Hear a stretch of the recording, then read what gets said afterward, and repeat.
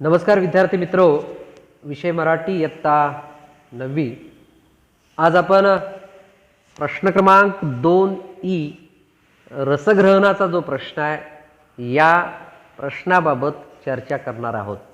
हा प्रश्न 4 गुणांसाठी आपल्याला विचारला जाईल। या रसग्रहणासाठी आपल्याला अभ्यासक्रमामध्ये असणाऱ्या ज्या कविता आहेत त्या कवितेतल्या कोणत्याही 2 किंवा 4 ओळी आपल्याला विचारले जाऊ शकतील। अर्थात हे विचारत असताना प्रश्न क्रमांक इथं विचारलेल्या कवितेचा संबंध इथं असणार नाही। प्रश्न क्रमांक 2 इथं विचारलेल्या कवितेचा इथं संबंध असणार नाही। त्यामुळे प्रश्न क्रमांक 2 हा स्वतंत्र असेल।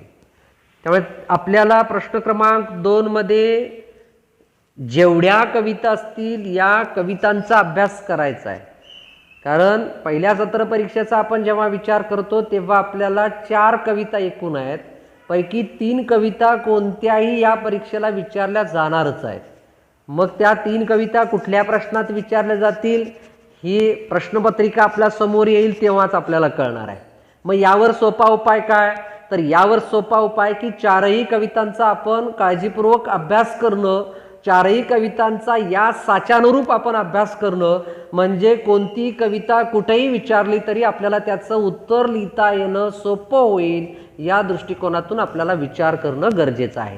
त्यामुळे प्रश्न क्रमांक 2 रसग्रहणासाठी विचारले जाणारी जी कवितेतल्या ओळी असतील त्या ओळींचं उत्तर कसं लिहायचं, 4 गुणांसाठी असणारा तो प्रश्न आहे, त्याचं उत्तर कसं लिहायचं आहे आणि हे ते उत्तर लिहिल्यानंतर हे 4 पैकी 4 गुण आपल्याला कसे प्राप्त होतील याकरिता म्हणून या व्हिडिओच्या माध्यमातून मी तुम्हाला मार्गदर्शन करणार आहे। इयत्ता 9वी आणि 10वीच्या कृतीपत्रिकेच्या नवीन आराखड्यानुसार, अद्ययावत आराखड्यानुसार प्रश्न क्रमांक 2 हा कवितेच्या पंक्तीच्या रसग्रहणावर आधारित असणारा प्रश्न आहे। कृतीपत्रिकेत 4 गुणांचा हा नवीन प्रश्न प्रकार असून त्याचे स्वरूप हे खालीलप्रमाणे आहे। पठित पद्यांपैकी म्हणजेच पाठ्यपुस्तकातील कोणत्याही एका कवितेपैकी रसग्रहणास अनुकूल अशा कोणत्याही 2 पंक्ती देऊन त्यांचे रसग्रहण करा असा प्रश्न विचारला जाईल। 2 ओळी तरी कमीत कमी आपल्याला तिथं विचारल्या जाणार आहेत। दिलेल्या पंक्तीचे रसग्रहण करताना पुढील 3 मुद्द्यांना अनुसरून 3 परिच्छेदात रसग्रहण करणं अपेक्षित आहे। म्हणजे इथं रसग्रहण 3 मुद्द्यांमध्ये असणार आहे। ते 3 मुद्दे कुठले? तर पहिला 1 आशय सौंदर्य। यामध्ये कवीचे किंवा कवितेचे नाव, कवितेचा विषय, मध्यवर्ती कल्पना, संदेश, उपदेश, मूल्य, कवितेतून मिळणारा एकत्रित अनुभव आदी मुद्द्यांना धरून माहिती लिहावी। प्रत्येक कवितेतील कोणत्याही 2 पंक्तीसाठी हे मुद्दे सर्वसाधारणपणे सारखेच राहतील।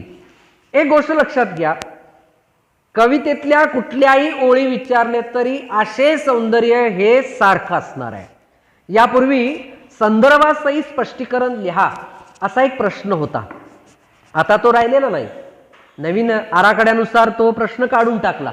या संदर्भासहित स्पष्टीकरणामध्ये वरती संदर्भ असायचा। काय संदर्भ? की दिलेलं विधान किंवा दिलेल्या काव्यपंक्ती कुठल्या कवितेतल्या आहेत, त्याचं लेखक कोण आहे किंवा त्याचे कवी कोण आहेत आणि त्या कवितेची मूळ कल्पना काय किंवा मूळ उद्देश काय आहे, ती कविता लिहिण्यामागचा मूळ हेतू काय आहे हे त्या कवितेमध्ये मांडलेलं आपल्याला दिसतं आणि ते जसे तसं उचलून आपण त्या संदर्भामध्ये लिहित होतो। तिथं जसं आपण ते उत्तर लिहायचो तसंच इथं आशय सौंदर्यामध्ये आपण लिहिणार आहोत। आशय सौंदर्यामध्ये कवितेचे नाव, नेमकं त्या कवितेची मध्यवर्ती कल्पना काय आहे, कवितेचा विषय काय आहे, त्यातून मिळणारा संदेश काय आहे, उपदेश कोणता मिळाला, मूल्य कोणतं मिळालं, एकत्रित जो आपल्याला अनुभव प्राप्त झाला तो आपण या सगळ्या मुद्द्यांना धरून तिथं मांडायचा आहे। मग त्या कवितेतल्या कुठल्याही ओळी विचारल्या तरी हे उत्तर सारखंच आलं लक्षात। त्यामुळे संतवाणीतल्या 2 कविता घ्या, त्याचा एकदा आशय सौंदर्य तुमचं ठरलं की ते आशय सौंदर्य त्यातल्या कुठल्याही ओळी विचारलं तरी तेच लिहायचं। या झोपडीत माझ्या याचं एकदा आशय सौंदर्य तुम्ही तयार केलं की त्यातल्या कोणत्याही 2 ओळी विचारल्या तरी त्याचं आशय सौंदर्य सारखंच। मी वाचवतो या कवितेवरती आशय सौंदर्य तयार केलं एकदा की मग त्या मी वाचवतो या कवितेतल्या कुठल्याही ओळी आपल्याला विचारले तरी त्याचा आशय सौंदर्य हे तेच असेल. त्यामुळे एकदा ते तयार करून ठेवायचं. पुढे काव्य सौंदर्य. काव्य सौंदर्यामध्ये ज्या ओळी आपल्याला वरती प्रश्नामध्ये दिलेल्या असतील, ज्या 2 ओळी प्रश्न रूपामध्ये आपल्याला विचारल्या असतील, त्या ओळींचा अर्थ आपल्याला तिथं लिहायचा आहे. काव्य सौंदर्यामध्ये दिलेल्या पंक्तीतील अर्थालंकार, रस, विविध कल्पना, प्रतिमा, विविध भावना याविषयी लिहावे. ही माहिती दिलेल्या पंक्तींना अनुसरून लिहावी लागणार आहे. त्यासाठी कवितेचा भावार्थ बारकाईने अभ्यासावा. म्हणजे एकूण कवितेचा भावार्थ आपण जेव्हा अभ्यासतो तेव्हा या ओळींचा अर्थ काय आहे, कवितेमध्ये या ओळींचा अर्थ काय आहे, तोच अर्थ आपल्याला तिथं लिहायचा असतो. म्हणजे काव्य सौंदर्यामध्ये प्रश्नरूपात आपल्या समोर ज्या 2 ओळी आलेल्या असतात त्याचा समोर दिसणारा, त्याच्यातून व्यक्त होणारा जो अर्थ जसाच्या तसा असेल तो आपण या काव्य सौंदर्यामध्ये लिहिणार आहोत. पण तो लिहित असताना त्यातले अलंकार, त्यातले रस, त्यातल्या विविध कल्पना, प्रतिमा, विविध भावना यांचा विचार करून आपल्याला ते उत्तर लिहायचं आहे. आणि तिसरं ते म्हणजे भाषिक वैशिष्ट्ये. भाषिक वैशिष्ट्यामध्ये सुद्धा जसं मी मागाशी म्हटलं की आशय सौंदर्य जसं सारखं येतं त्या कवितेचं, तसं भाषिक वैशिष्ट्येमध्ये सुद्धा त्या कवितेची भाषिक वैशिष्ट्ये ही सारखी येतात. त्यामुळे भाषिक वैशिष्ट्य आणि आशय सौंदर्य हे तुम्ही एकदा तयार करून ठेवा आणि काव्य सौंदर्य ज्या ओळी येतील त्या ओळींचा तुम्ही अर्थ लिहा. म्हणजे तुम्हाला हा प्रश्न हाताळणं, हा प्रश्न लिहिणं सोपं होऊन जाईल आणि आपल्याला अपेक्षित असणारे 4 मार्क्स तिथं मिळतील. भाषिक वैशिष्ट्यामध्ये काय लिहिणार, तर यामध्ये कवीची भाषाशैली कोणत्या प्रकारची आहे, मग ती ग्रामीण आहे का, बोलीभाषा आहे का, संवादात्मक भाषा आहे का, निवेदनात्मक भाषा आहे का, चित्रदर्शी भाषा आहे, यापैकी कोणती आहे ती आपण लिहिणार. आंतरिक लय, नाद माधुर्य, अलंकाराचा वापर त्याच्यात केला आहे का, कोणते रस त्याच्यातून तयार होतात, या सगळ्या मुद्द्यांना धरून आपण तिथं भाषिक वैशिष्ट्य मांडणार आहोत. काही वाक्प्रचार त्याच्यातून तयार होतात का, काही अलंकार आपल्या समोर येतात का, काही शब्द चमत्कृती साधलेले काही शब्द आपल्या समोर येत आहेत का, यमक अलंकाराशी काही मिळती जुळती असणारे शब्द त्याच्यात आहेत का, या सगळ्यांचा विचार आपण करणार आणि ती भाषिक वैशिष्ट्ये आपल्याला तिथं मांडायची असतात. हे मुद्देही प्रत्येक कवितेसाठी साधारण सारखेच असतील. त्यामुळे भाषिक वैशिष्ट्य आणि आशय सौंदर्य हे 4ही कवितेंचं करून ठेवा.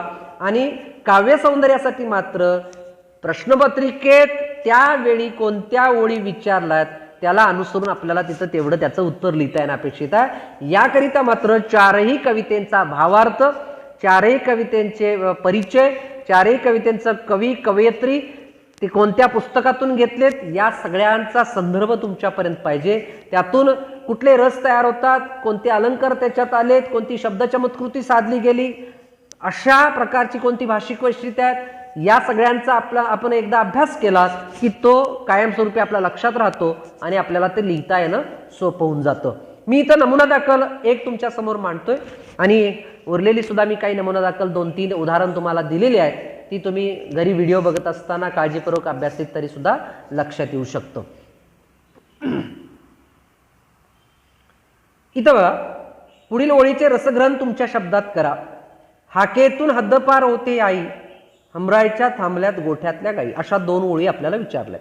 आशय सौंदर्य काय आहे, यंत्रवत असलेल्या महानगरीय जीवन, जुनी जीवनमूल्ये नष्ट होत आहेत. क्रयवस्तूंच्या बेगडी झगमगाटात जुनी चूल, जुने खेळ, बोली व संस्कृती यांचा नवीन पिढीला विसर पडत चालला आहे. या वास्तववादी आशयाचे विदारक चित्रण कवी सतीश काळशेकर यांनी मी वाचवतोय या कवितेत केलं आहे. हे आशय सौंदर्य या कवितेवरती विचारल्या जाणाऱ्या कुठल्याही रसग्रहणासाठी ओळी विचारल्या तर हे आशय सौंदर्य कायमचं होऊन जाईल. काव्य सौंदर्यामध्ये आता ज्या ह्या 2 ओळी विचारल्यात याचा अर्थ इथं खाली लिहिला की बदलत जाणाऱ्या समाजाचे वास्तव शब्दात चितारताना प्रस्तुत ओळीमध्ये कवी म्हणतात की मम्मी डॅडी या उसन्या परिभाषेमुळे आई अशी हाक आता ऐकू येत नाही. जणू ती हाक सीमेबाहेर गेली आहे. गोठ्यातल्या मायेचा वारसा असलेल्या गायी सुद्धा आता नैसर्गिक हंबरणे विसरल्या आहेत. त्या आता आपल्या वासरांसाठी हंबरत नाहीत. म्हणजेच आई लेकरांचे संबंध माया ममतेचे राहिलेले नाही. ही खंत कवीने व्यक्त केली आहे. भौतिक सुखामध्ये नैतिक मूल्यांची पायमल्ली होते याची मोचणी प्रस्तुत ओळीमध्ये स्पष्टपणे दर्शवली आहे. केवळ या 2 ओळींचाच अर्थ आपल्याला काव्य सौंदर्यामध्ये लिहिणार आहोत. आणि शेवटी भाषिक वैशिष्ट्ये की जी या कवितेतली भाषिक वैशिष्ट्ये आहेत ती सगळ्या प्रश्नांसाठी सारखी असतील. जुन्या मूल्याविषयींची आस्था व नवीन महानगरीय बदलते वास्तव यातील अंतर्विरोध कवीने चपकलपणे आपल्या शब्दात मांडला आहे. कवितेची भाषा हृदयाला भिडेल अशी थेट व स्पष्टोक्तीपूर्ण आहे. यातील भावनांची आवाहकता प्रशंसनीय आहे. मुक्त गद्यशैली आशयाला पूरक आहे. कवितेतील अंतर्गत यमक व सूचक शब्दांची मांडणी आशयाला उठाव देणारी आहे. योग्य परिणामकारकता शब्दाशब्दांत अभिव्यक्त झाल्यामुळे रसिक चिंतनशील होतात. ही या कवितेची असणारी भाषिक वैशिष्ट्ये आहेत. ठीक आहे. म्हणजे प्रश्न क्रमांक 2 ई रसग्रहण या 3 मुद्द्याला धरूनच आपल्याला लिहायचं आहे की ज्याच्यासाठी आपल्याला 4 मार्क्स मिळतील. 4 मार्क्स कसे आहेत तर आशय सौंदर्य 1 गुणांसाठी, भाषिक वैशिष्ट्ये 1 गुणांसाठी आणि काव्य सौंदर्य 2 गुणांसाठी. म्हणजे विचारलेल्या ओळींचा अर्थ जो तुम्ही लिहिणार आहात तो 2 गुणांसाठी असेल आणि आशय सौंदर्य आणि भाषिक वैशिष्ट्ये ही 1-1 गुणांसाठी असेल. ठीक आहे. इथं मी काही उदाहरण तुमच्यासाठी पुढे दिलेत बघा. निंदास्तुती सममानिते जे संत पूर्ण धैर्यवंत साधू ऐशे अभंगवाणीतल्या आपल्या असणाऱ्या ह्या 2 ओळी आहेत. पुढे पाहून सौख्य माते देवेंद्र तो इलाजे शांती सदा विराजे या झोपडीत माझ्या तुकडोजी महाराज यांच्या कवितेतली हा रसग्रहणासाठी तुम्हाला नमुना दाखल दिलेला प्रश्न आहे. त्यामुळे हे प्रश्न काळजीपूर्वक वाचा. या अनुषंगानेच तुम्हाला परीक्षेमध्ये प्रश्न विचारले जातील. तुम्हाला ते लिहिता येतील असं मला 100% वाटतं आहे.